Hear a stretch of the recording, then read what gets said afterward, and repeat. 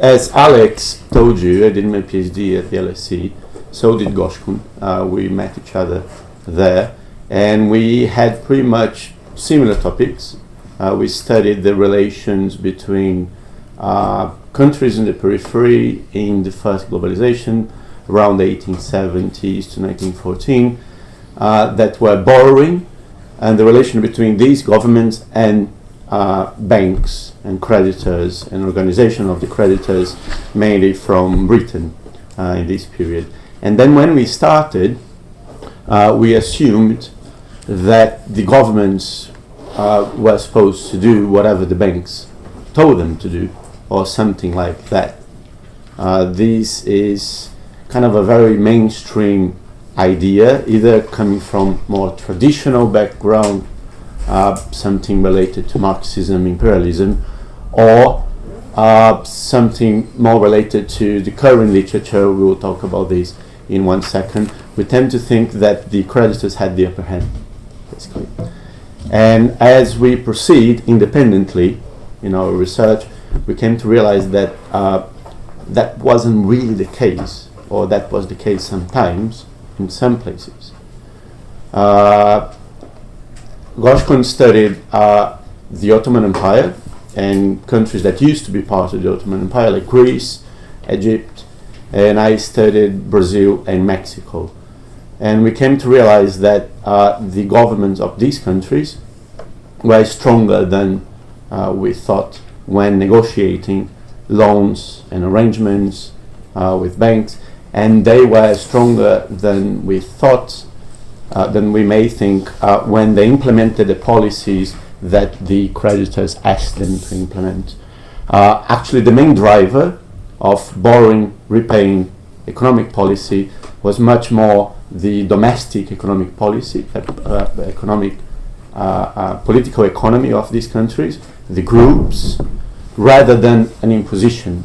So I would put it this way: the creditors, they were important, they played a role, of course, but they were a player.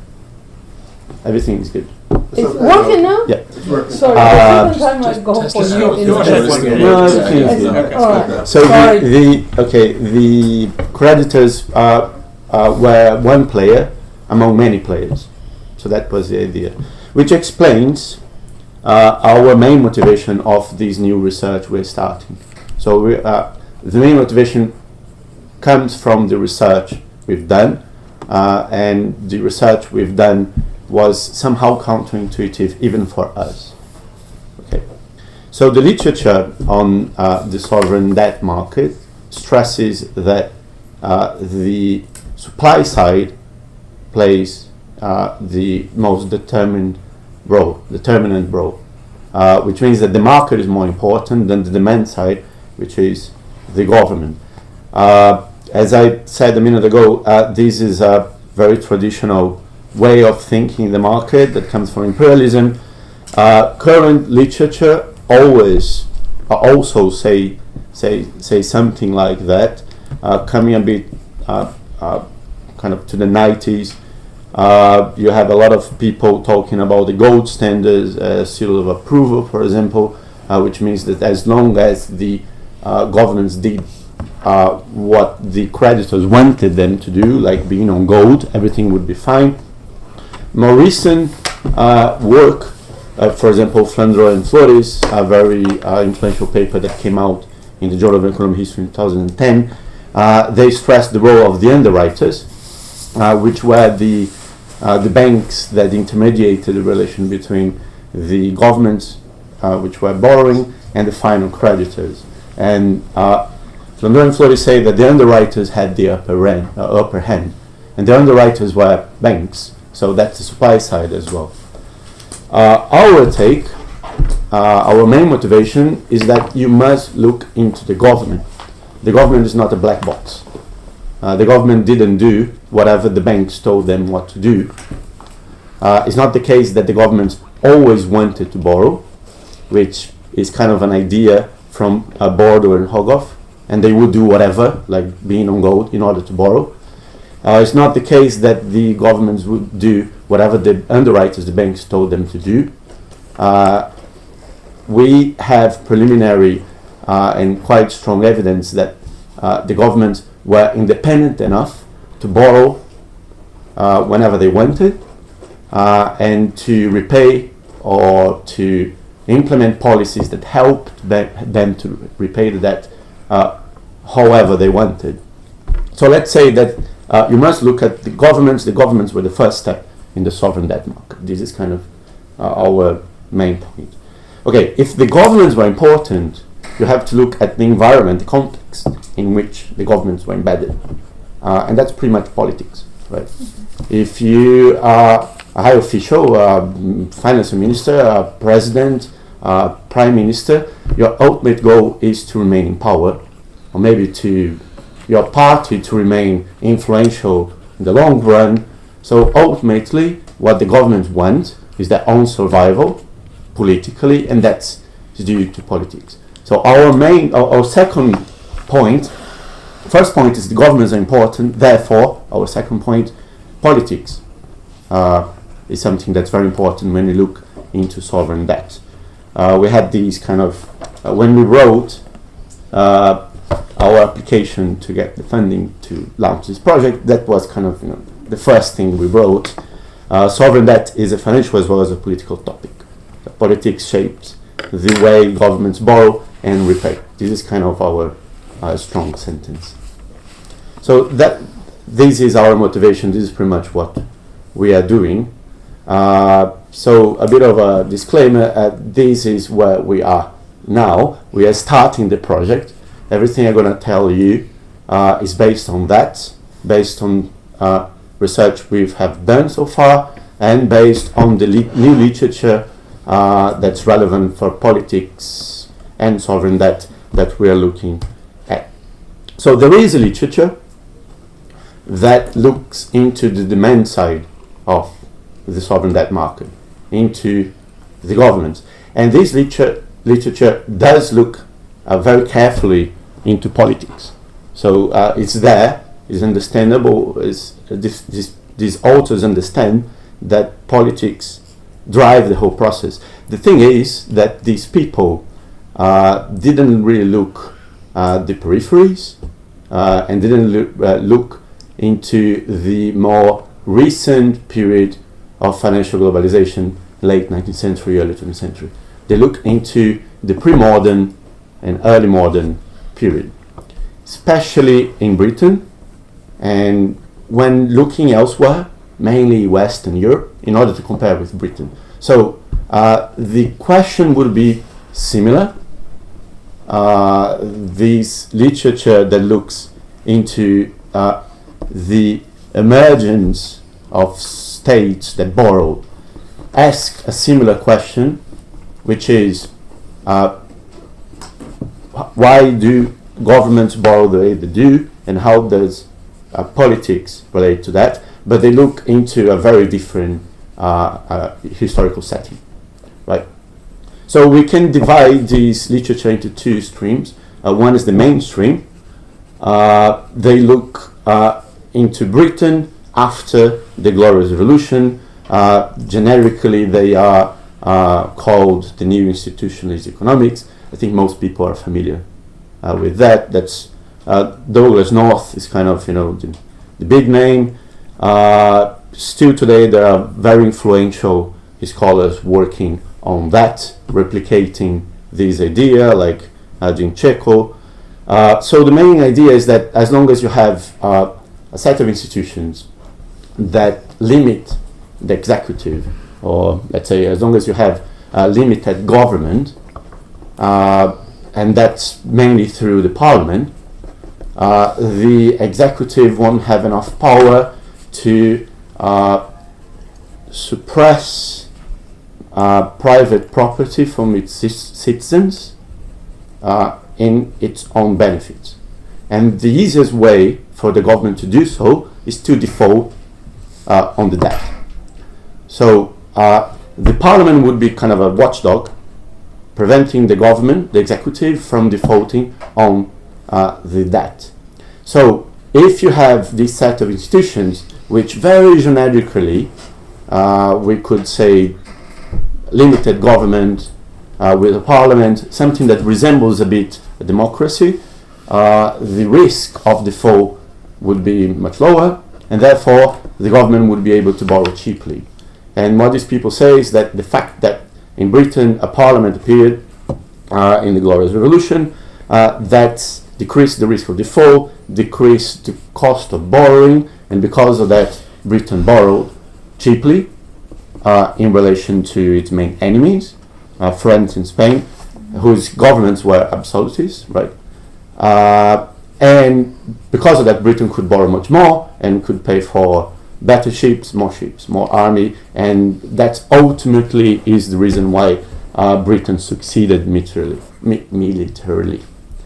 Okay, so in a nutshell, that's the idea of the mainstream literature on the relation between politics and sovereign debt.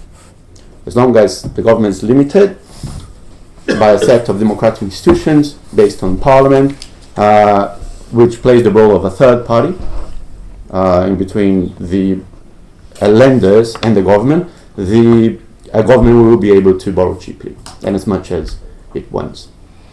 There is an alternative literature that appeared in the 2000s.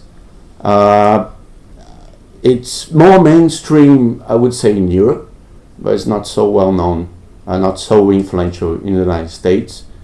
That came out from work from people like Larry Epstein and Patrick O'Brien. There are other people working on a similar strand, but with different approaches, like people like Savage, who actually is American but did his PhD at the LSE, and Karan Pamuk, who are Turkish. The main idea is that it doesn't matter so much the set of institutions you have. So for a start, it's kind of hard, it's kind of difficult to say that because you have a parliament, you have a democracy. But even with a parliament, not necessarily you will be able to borrow cheaply. What's really important is that the government, the central government, is able to tax. If the government is able to tax, it will be able to borrow cheaply because it will have more resources to pay the debt. So it could be the case that in Britain you wouldn't have the Glorious Revolution, you wouldn't have the parliament, but Britain became the most centralized state in Europe, both in political and especially in fiscal terms. So basically two things were happening at the same time. Of course, they were somehow correlated probably. A parliament appeared in Britain, limiting the role of the executive, but as well, Britain became more centralized. Becoming centralized means that Britain was the first state to become a fiscal state, which is an idea quite old, comes from Schumpeter, and is very influential still nowadays. Is the concept that some states have the power to tax the whole of the country in a systematic way. So you don't rely so much on tax farming, which would be asking for local governments or local leaders who are not even governments to tax for you. And these states, because they are able to tax the whole of the country, they are able to borrow cheaply. So this idea is not new at all. And it's the base of the literature that relates politics and sovereign debt through the power of the fiscal state, and is an alternative literature from the new institutional economics. Stasavage also points out that in Britain, besides having a centralized state, something that resembles a bit of a party system appeared. And in this party system, you had one very influential party, was the Whig Party, which combined different interests in terms of taxation, because there were people in the cities and there were lords from the countryside. And these two different groups, they managed to find a common ground and compromise on taxation because they were in favor of religion freedom, which is something not related to economics, but helped these two groups to compromise on taxation. And because of that, the landlords, the Whig landlords, accepted to pay taxes on their land. And they were more influential than the Tories. So, when you have a centralized state, you're able to reach these kind of compromises. So this is styles of age. So political compromises are important, and of course peace is important as well. If you have a centralized state, you tend to be a more peaceful state, and this is a point that appears throughout. There is a book by Morrow et al. That points out that peace was very important to explain the cost of borrowing. So politics involves a lot of things. It's not only the parliament. It's not only the fact that you have a limited government. Actually, if the government is strong enough to centralize taxation, maybe that could be more important. So this is the literature we're looking at that presents a few different political factors that may explain why governments borrow the way they borrow. But we are looking at the peripheries being all the countries outside Northwest Europe and later on the United States, which were countries that imported capital for a start, so they were borrowers, they were borrowing abroad. And the second point is that these countries were countries that became fiscal states later on, or maybe never became fiscal states, which means that until the early 20th century, some of these countries in the peripheries still relied on tax farming, or most of these countries relied heavily on tax farming in the 19th century, decentralized taxation, and throughout the late 19th century, they started to become something that resembles a bit more of a fiscal state, but that was a process. So we're looking at different regions in a different period of time, and that's our contribution, basically. That's how we differentiate ourselves from the literature, both the mainstream literature and the alternative literature. So some things happened in this period that stands out, makes this period different from the earlier period. First of all, there was a sovereign debt boom. That's the period of the first financial globalization. In proportional terms, sovereign debt market was bigger than today. Second point, there was an institutional convergence across most countries, both in terms of taxation. So these countries started to resemble more what England became as early as the 17th century, and in political terms as well. So political institutions started to resemble more what Britain became in the 17th, 18th century, because parliaments started to appear in these countries, even though maybe in some cases the parliament didn't do anything, or in other cases the parliament did do something, but as long as it was along the lines of the dictator. But there were parliaments in these countries in this period. So this is an institution that appeared in Europe and started to be globalized, if you will, in this period. Even though you have some cases with more limited government in which the parliament played a role, in some cases even a bit of franchising, and in other cases the parliament was there just to be there but didn't really play a role.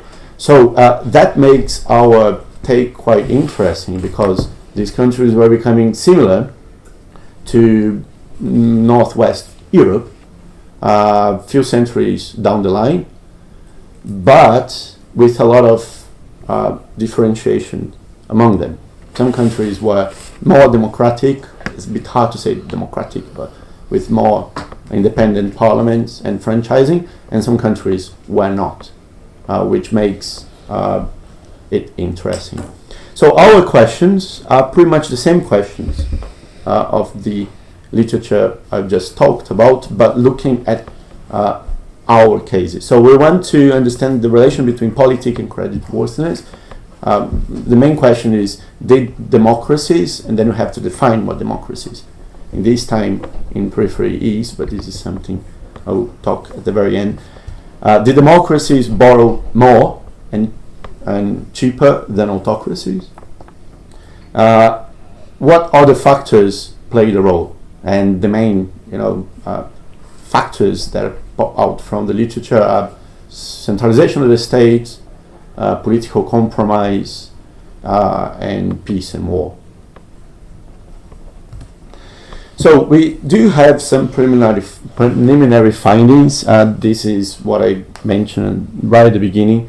Koshkin looked at the Ottoman Empire, Egypt, Serbia, and Greece, and I've looked at Brazil and Mexico.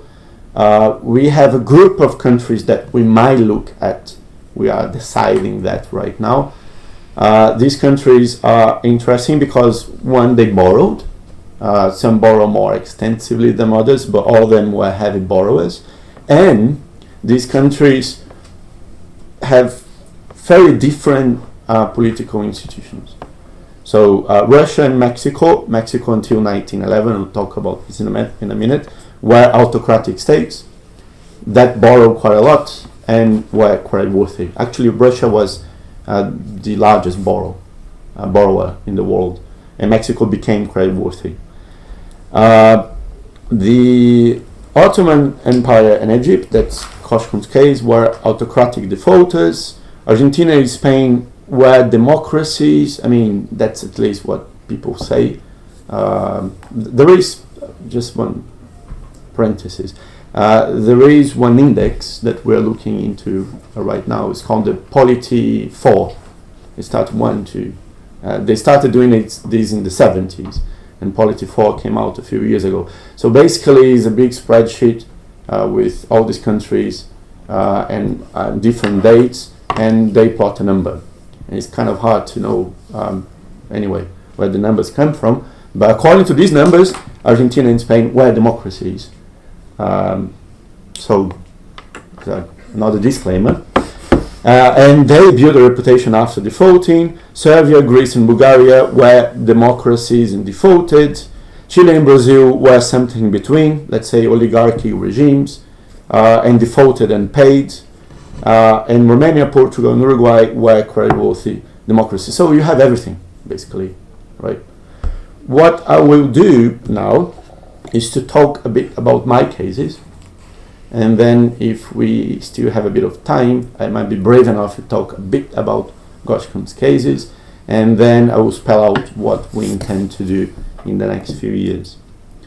So Mexico, for a start, Mexico is a very good case because there are great images whenever you look into Mexico history because of people like Diego Rivera. So here you can see someone about kind of looks like eating a lot of coins. So I assume these are, the bankers who lend to Mexico, very greedy people. There is a general over there kind of trying to grab, the bag full of coins. I would assume that's Porfirio Diaz with other generals behind him. And then there is a general who would be General Huerta, maybe, trying to kill a guy who stands up and stands out very well, is an insurgente. This, of course, is talking about the revolution. And we'll talk about the revolution. But before that, we may talk a bit about the period commonly known as the Porfiriato, when Porfirio Diaz was either the president or was, for 4 years in the early 80s, the leader who was telling the president pretty much what to do. Porfirio Diaz took power in a country that virtually had no state whatsoever. Mexico was one of the worst debtors of the world. It defaulted in the 1820s, borrowed in the 1820s, and defaulted just afterwards. It didn't pay pretty much anything from 1826 to 1885. So that's 60 years of default. And on top of that, the Mexican government borrowed domestically from traders, usually European traders, and defaulted on these people as well. And that was pretty much the excuse for many invasions. Mexico was invaded by pretty much everyone. Spain, France, Britain, the US. Germany didn't invade because Germany didn't exist at the time, but if it did exist, maybe it would have invaded. So Germany invaded Venezuela afterwards, but at that time, anyway. And the issue of invasions of Mexico was pretty much related to that. So that became a very important topic for the people who were running the Mexican state and pretty much building the Mexican state during the Porfiriato. They really looked into that. Needless to say, in the middle of this whole mess, Mexico fought a war against the United States and lost pretty much half of its territory. Mexican history in the 19th century is amazing. It's a bit hard to follow, but it's very interesting. And then, in political terms, Mexican history becomes a bit more dull during Porfirio Diaz because he pacifies the country. But in terms of the state and fiscal institutions, it becomes very interesting because that's a period when one dictator controls the country and manages to create fairly quickly, actually, in about 10 years, I would say, maybe a bit more, a bit less, something that resembles a fiscal state. He centralized taxation in a way that he prevents local elites from taxing domestic trade, which was pretty much the rule and to a certain extent the most important tax in the country. At the beginning the government relies to a large extent on customs, which is kind of a norm of the periphery of the world, but towards the turn of the century, the domestic taxes, both on production, on trade, and some direct taxation as well on property, starts to become more important than customs. This is done together with the establishment of reputation in Mexico. Mexico converts the old debt, and then in 88 it borrows abroad in order to pay for the old debt.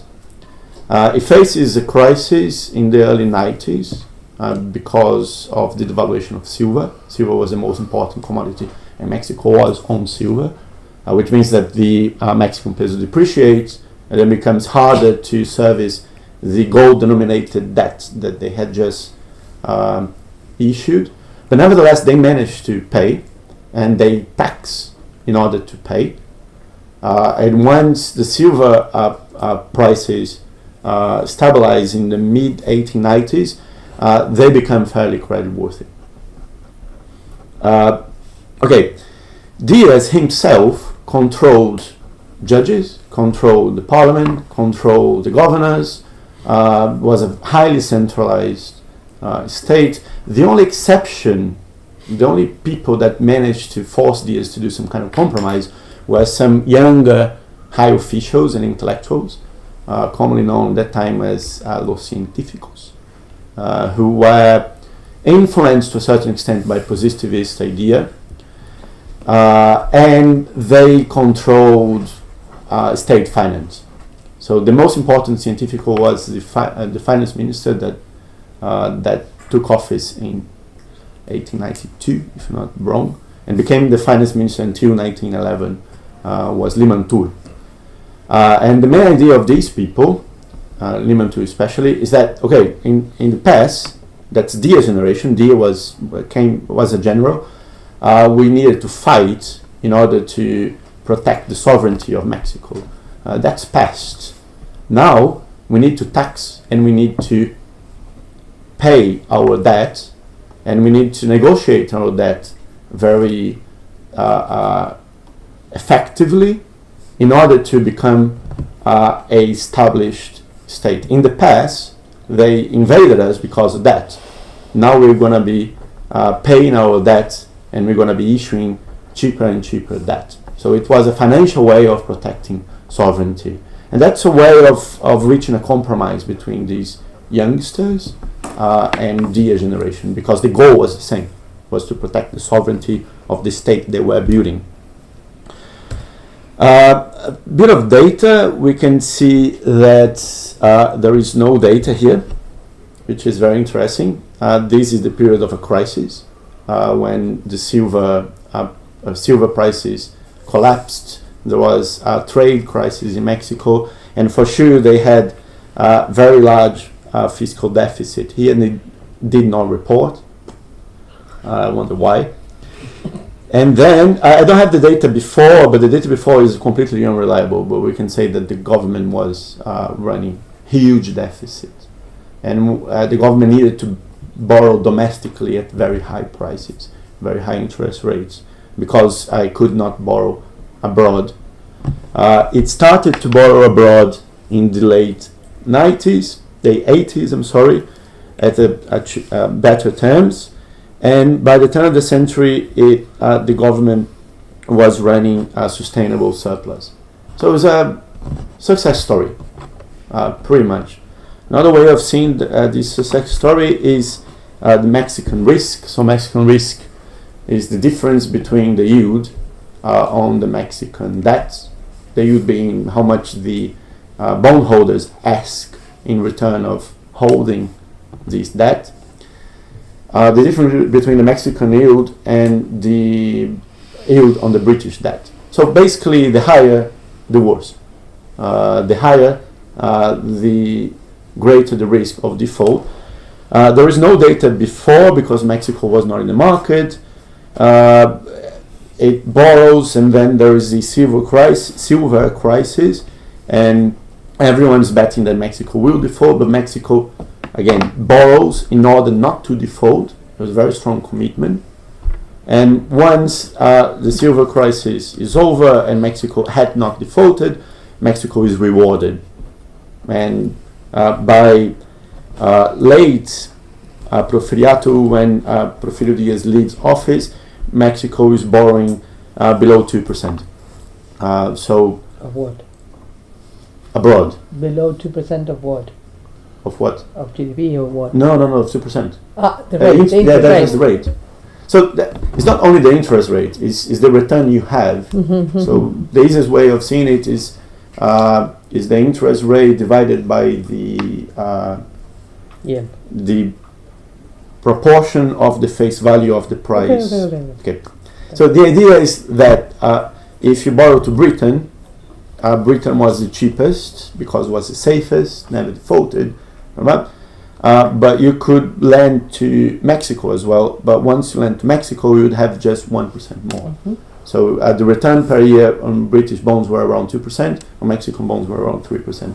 So that's pretty much the same level at which countries like Austria was borrowing, which was a fairly established borrower. So very impressive. And then something happened here, as you can see. What happens here is a consequence of the Mexican Revolution. So even though they had built a state, even though politics had been stable, actually maybe too stable, the state collapsed. And the state collapsed because it was too stable to allow for political changes that would reward groups that were underrepresented in the political game. That being both urban classes or upper classes, mainly younger people who wanted to run for office or who wanted to vote in someone else other than Diaz. By the way, Diaz was being elected every 4 years, but he was the only one running. So, and that's Madero. Madero was the first president after the revolution, and he ran against Diaz in 1910. He was arrested, and then he went to the United States, and he cut an alliance together with rural peasants who took in arms in order to launch a land reform program. I could talk a bit more about that, but maybe how much time do I have? You have 20 minutes or so. Okay, good. So still have time for Brazil, but basically what Dias did was to privatize communal land, which was something that comes from colonial times, and most people living there were either indigenous communities or very poor peasants who were expelled from the land, and that created a lot of anger in the countryside that popped up as revolts in the 1900s. And there was an alliance between people like Madero, who was upper class, he was a landowner, but was much younger and wanted something similar to democracy, free and fair election, and the insurgents. And this coalition managed to depose Dias. Madero was elected, but once in power, Madero was not able to cut the deal and to reach a compromise with the insurgents, and that was a problem because the insurgents had arms, and the insurgents started to fight Madero. So there was a peace of a few months. There was a bit of a romanticized story that no one knows if it's right or wrong, that Zapata, who is one of the most well-known of these insurgent leaders, came to talk to Madero and said, oh, if you have this watch and someone steals this watch from you, you want this watch back, right? And you fight for that. And we want to do that to get our land back. And Madero said, no, I'm not doing this. Anyway, it's one of these stories. And then he left, never saw Madero again, and started to fight together with other insurgent leaders, such as Pancho Villa. And Madero was able to control these revolts, but he needed to borrow to do so. So expenditure started to increase, and the country started to run a deficit in order to fight the insurgents. But until 1912, the insurgents were kept away. The problem was that the nephew of Diaz returned to Mexico, Felix Diaz, and reached an alliance with the general who was fighting the insurgents on behalf of Madero, and they took Mexico City. They assassinated Madero. This general was General Huerta, who took office, imposed Porfirio Diaz's style dictatorship to fight the insurgents, borrowed heavily to do so, was not able. The insurgents took Mexico City and deposed Huerta. But before deposing Huerta, financial matters were such a dire state that the government expropriated banks, which is something that Porfirio Diaz had never ever thought about doing, in order to finance the deficit, ultimately financing the military, the fight against the insurgents. The government depreciated the exchange rate, which was something that Diaz would not do. Mexico was on gold since the early 1900s. Being on gold means that the exchange rate doesn't vary. And if you borrow abroad in gold-denominated currency, it means that with the same amount of taxation you are able to pay back. If you depreciate, the risk of default increases. And it depreciated in order to issue currency. It left the gold standard in order to be able to issue new currency, print new currency, in order to finance the deficit. And then finally, in early 1914, Mexico defaulted on the debt. So it's something that Mexico had done in the 1820s. That was a problem until Mexico converted the debt in the 1880s, 60 years afterwards. Under Porfirio Diaz, Mexico did not default until 1914. And then the insurgents took Mexico City. Had Huerta not defaulted, the insurgent would have defaulted anyway.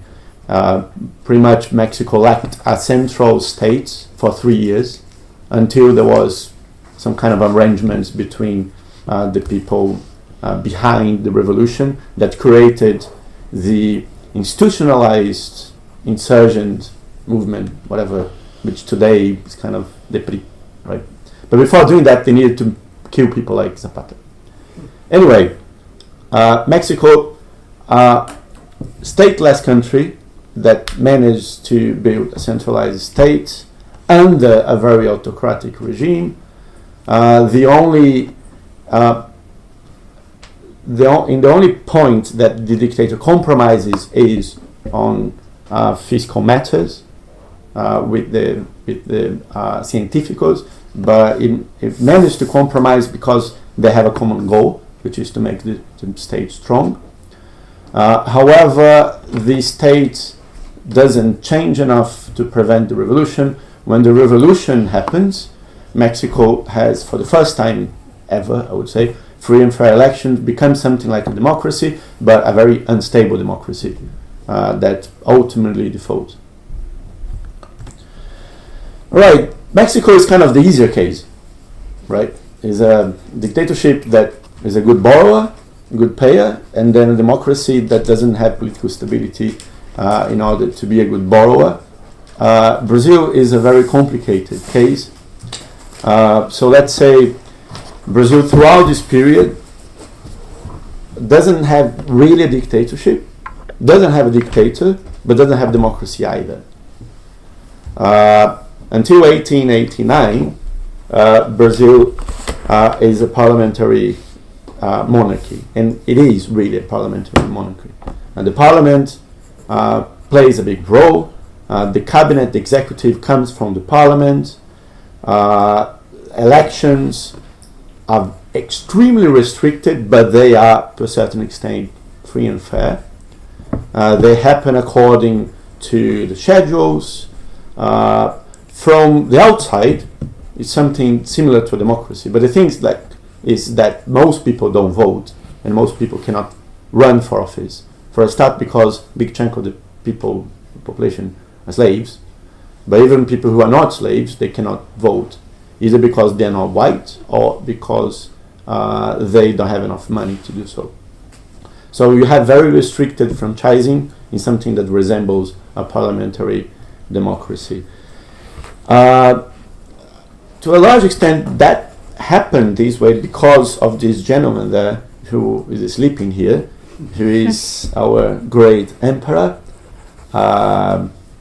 He was the most important Brazilian, I would say, of all times, together with Getúlio Vargas. He was the one in charge of keeping the country together. He played the role of a monarch to a certain extent. He had some prerogatives, so he could call for a new cabinet, and he could dissolve the cabinet. So if he did that all the time, Brazil wouldn't qualify as a democracy, but he didn't do that. Unless he needed to do so in order to keep the balance between the two main parties, the Conservative party and the Liberal Party. So to a certain extent, Brazil was something that resembles a bit like a liberal democracy, with very restricted franchise because of one person, right? So institutionally, maybe it was a bit fragile. Another problem of the Brazilian monarchy state is that the Brazilian monarchy state was built when most of the population and economic activity was from Rio de Janeiro to the north, which kept everyone from São Paulo to the south underrepresented, which became a problem when São Paulo started to boom as a coffee state. And the state, the institutions of the state were established in the first half of the 19th century when the army was dismantled, which means that the army didn't have much of a say, which in a way preserves the democratic feature of the state, but on the other hand is problematic because in certain issues the army was more progressive, issues such as slavery. That became a big issue after the Paraguayan War, which is the major war that Brazil fought, the most important war of the history of South America, in the 60s, when the army was virtually created as a very important institution, and the army started to play a role, a political role, especially with issues related to slavery and abolition, even though the army was underrepresented. So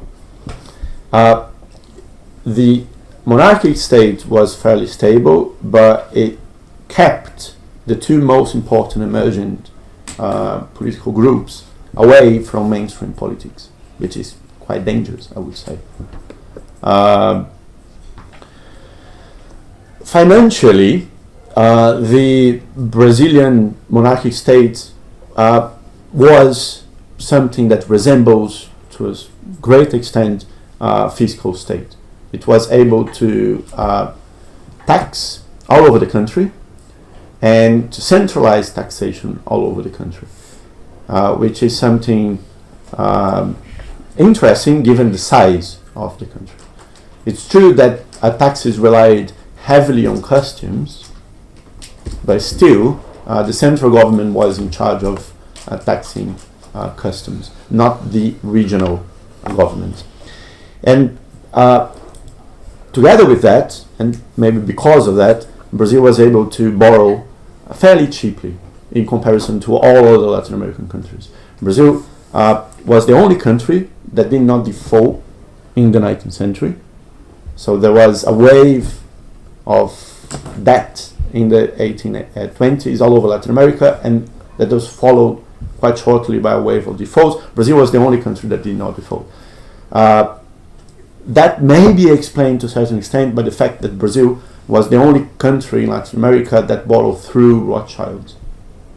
That gave kind of Rothschilds was the most prestigious banker in London, so that made Brazil per se prestigious borrow to a certain extent. Another singular point of Brazil is that Brazil, throughout this whole period, borrowed domestically. The government was able to borrow domestically as much as it was borrowing abroad. It was borrowing abroad cheaper than domestically, of course, but not that much cheaper, and was able to borrow long-term domestically. When Brazil fought the Paraguayan War, Rothschild was against it, and Rothschild lent just one loan at the beginning of the war and did not agree with other loans, and Brazil was able to finance the war mainly based on taxation and domestic debt, which shows that Brazil had fiscal power, let's say. Was a stable, centralized state that was able to run primary surplus, which means that it taxed enough to pay for its own expenditure, excluding the cost of the debt. So you can see here that there is a bit of deficit, but this deficit is easily financed both domestically and abroad. And then something happens, right? And you can see here as well that in the 1880s, Brazil is borrowing at a rate that Mexico was able to borrow in the late 1900s. So Brazil was way ahead in the game. Brazil was a really creditworthy country until something happened here. I mean, of course, we can say here is November 1889. That's the Republican coup, the fall of the monarchy. And then a lot of things happen in this first Republican decade, 1890s, which is a bit hard to tackle, but we can just say that most important thing that happened is that the state became more decentralized. That was the most important thing that happened. And together, the country became politically unstable and more violent. This is a very complicated period, the 1890s, but these three things may be combined together what was going on. So the state was becoming more decentralized, and the country was becoming more unstable. So basically the army deposed the emperor, was a military coup. The first president was this guy here, who's saying his oath on the first Republican Constitution, Marechal Deodoro da Fonseca. The guy on his right was the vice president, who became the president just afterwards, Marechal Floriano Peixoto. They are both militaries. And this tall guy here had been the governor of São Paulo. This time they used to call him president of São Paulo. And then he became the speaker of the parliament. And he became the first civil president in 1894. And his name is? I'll remember in 1 second. I know, of course I know his name. I wrote a paper on that, so I should know. But we believe you. Okay. What matters is that he was a coffee grower, and he was the leader from São Paulo. And he is, together with these guys here, saying, okay, we support your movement, your Republican movement. We are together with you, but you have to praise the little book here. This little book is the Constitution that says lots of things, including the following. Now, taxation on exports belongs to the states, not to the central government anymore, which was something that hit financially the central government. That was around 10% of tax revenue. It's a big chunk. And that was something that made São Paulo very rich, because São Paulo was the coffee state. So, big chunk, over 1/3 of the exports of Brazil came from one unit, São Paulo. So there is a lack of balance in Brazil, which is structural, between São Paulo and the rest. And whenever we become more federalist, more decentralized, I'm Brazilian, São Paulo becomes a bit too powerful.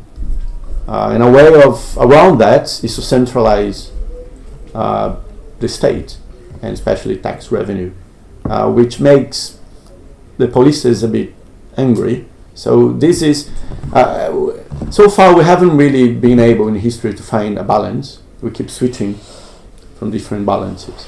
So there was one balance that was centralized, that made the police angry, and we switched very quickly to the other balance that made São Paulo very strong financially. São Paulo was able to build railways. São Paulo was able to borrow abroad, which was actually something that was allowed after this constitution. São Paulo was able to subsidize migration. São Paulo started to be what São Paulo is right now because of this political change. So that was an agreement between these two forces, the militaries, who ultimately wanted a centralized state, and the police who wanted decentralized state, and they united because of the Republican cause. Can I just Sure. a factual question? Did before the military coup, were the states explicitly prevented from borrowing internationally? Right. So that was And the governors were appointed by the central government. Right. That was a huge game changer. The central government stopped taxing export, 10% revenue, and on top of that, a lot of wars appeared all over the country, especially one war in the south of Brazil that nearly made the south of Brazil independent, and these wars costed something like 10% of taxation. So we have all of a sudden 20% taxation either disappearing or going to warfare, and the cost of borrowing was around 10% of taxation. So the government had a choice. It could not decentralize taxation and would be able to pay the debt. But if it had done that, the Republican project was doomed, because São Paulo would not back that. The government could stop fighting the revolution in the south, but had it done it, the country would be dividing too. And one thing that the monarchy did do is to keep one country together. So there was no option other than default on the debt. Brazil did not really default because Rothschild carried on lending. Rothschild imposed fiscal sound policy and sound monetary policy to the country, to the government, as soon as the country stabilized in the late 1890s. And for a while the country was able to pay the debt, but all of a sudden there was one dissident from this agreement, President Ernesto da Fonseca, who was a military himself and run against the party of the Paulistas and tried to re-centralize the state, borrowed a lot to spend a lot, and Brazil had another debt crisis, which is this here. So, as I told you, Brazil is a bit complicated, but we can say that Brazil was a centralized state, peaceful, that became decentralized and not peaceful. And under this arrangement, Brazil almost defaulted twice, even though Brazil did not become more democratic. It was a state that played some game that looked a bit like a democratic rule, but very, very limited franchising. Okay, I will not talk about Greece and the Ottoman Empire, just We will have time. Greece was something like a democracy that defaulted. Ottoman Empire, a bit like Mexico, managed to establish a fiscal state even though it was autocratic. What I will talk about is the first bullet point here. Our cases seem to show that the new institutional economics might be a bit oversimplified. And from what we have seen so far, centralization and the agreement between different groups, compromise between different groups, which ultimately is what keeps the country peaceful, plays a huge role. So that's the last slide. Okay, all right. What we want to do is to do more case studies, and we are deciding what countries to pick. Should be countries that kind of interact with our country, complement our countries. We intend to do some econometrics as well by regressing the country risk, the cost of borrowing on a number of controls, including centralization, polity, and some kind of political index. And we ultimately want to say, okay, the periphery was different from the center, or was similar from the center. That would be kind of the result of our research that would kind of build a bridge between the periphery and the literature that addresses Northwestern Europe in the modern period. That's it.